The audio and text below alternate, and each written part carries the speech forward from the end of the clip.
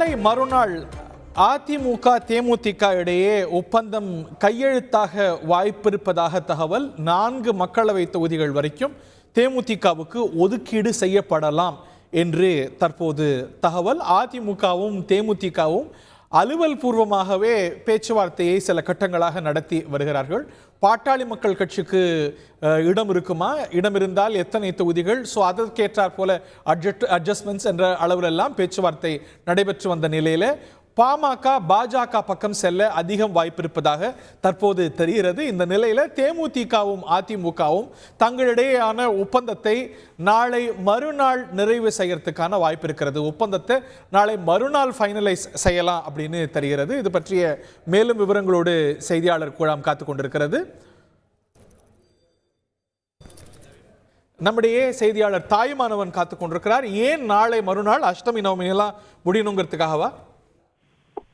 நிச்சயமாக ஹரி, நல்ல நாள் கிழமை என்பதை முன்னிறுத்தி நாளை மறுநாள், அதாவது 20ஆம் தேதி ஒப்பந்தம் கையெழுத்தாக இருப்பதாக தகவல் என்பது வெளியாகி இருக்கிறது. குறிப்பாக நாடாளுமன்ற தேர்தல் தேதி அறிவிக்கப்பட்டிருக்கக்கூடிய ஒரு சூழல்ல அதிமுக தேமுதிக கூட்டணி என்பது தொடர்ந்து பல கட்டங்களாக பேச்சுவார்த்தை என்பது நடைபெற்று வந்தது.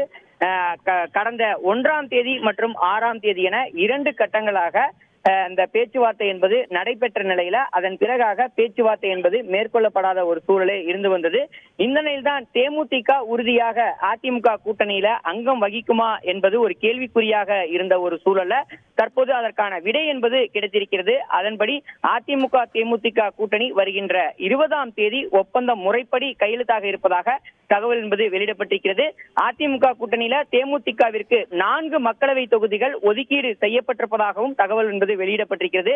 தேமுதிகவை பொறுத்தமட்டில் கூடுதலாக மாநிலங்களவை உறுப்பினர் பதவி வழங்க வேண்டும் என தொடர்ச்சியாக வலியுறுத்திய நிலையில தேர்தலுக்கு பிறகாக மாநிலங்களவை உறுப்பினர் பதவியை வழங்குவது குறித்து பரிசீலனை செய்யப்படும் என அதிமுகவின் சார்பில் உறுதியளித்ததன் பேர்ல இந்த கூட்டணி என்பது அமைக்கப்படுவதாக தகவல்கள் வெளியாகி இருக்கிறது. அந்த வகையில தேமுதிக ஏற்கனவே 7 தொகுதிகள் அடங்கிய பட்டியலை அதிமுகவிடம் வழங்கியிருந்தது. சாதகமான தொகுதிகளாக விருதுநகர், கள்ளக்குறிச்சி, திருச்சி உட்பட 7 தொகுதிகளை வழங்கியிருந்த ஒரு சூழல்ல தற்போது அதிமுக சார்பில் விருதுநகர், கள்ளக்குறிச்சி, திருச்சி மற்றும் வடசென்னை ஆகிய தொகுதிகளை ஒதுக்கீடு செய்வதாக தெரிவித்திருந்தது. ஆனால் வடசென்னைக்கு பதிலாக கடலூர் தொகுதியை ஒதுக்கீடு செய்யுமாறு தேமுதிக கேட்டுக்கொண்டதன் அடிப்படையில தற்போது கடலூர் தொகுதியை ஒதுக்கீடு செய்ய அதிமுக முன்வந்திருப்பதாக தகவல்கள் வெளியாகி இருக்கிறது. அந்த வகையில வருகின்ற 20ஆம் தேதி கூட்டணி தொடர்பான ஒப்பந்தம் முறைப்படி அதிகாரப்பூர்வமாக கையொப்பமிடப்பட தகவல் என்பது வெளியிடப்பட்டிருக்கிறது. குறிப்பாக நாளைய தினம் செவ்வாய்க்கிழமை தேமுதிக சார்பில் போட்டியிடுவோர்களுக்கான அந்த விருப்ப மனு விநியோகம் என்பது துவங்க இருக்கிறது. இதன் பிறகாக வருகின்ற 20ஆம் தேதி மாலை 5 மணிக்குள்ளாக இந்த விருப்ப மனுக்கள் அனைத்தும் பெறப்பட இருப்பதாக தகவல் வெளியாகி இருக்கிறது. 21ஆம் தேதி தேமுதிக சார்பில் போட்டியிடுவதற்கான நேர்காணல் என்பது நடைபெற இருக்கிறது.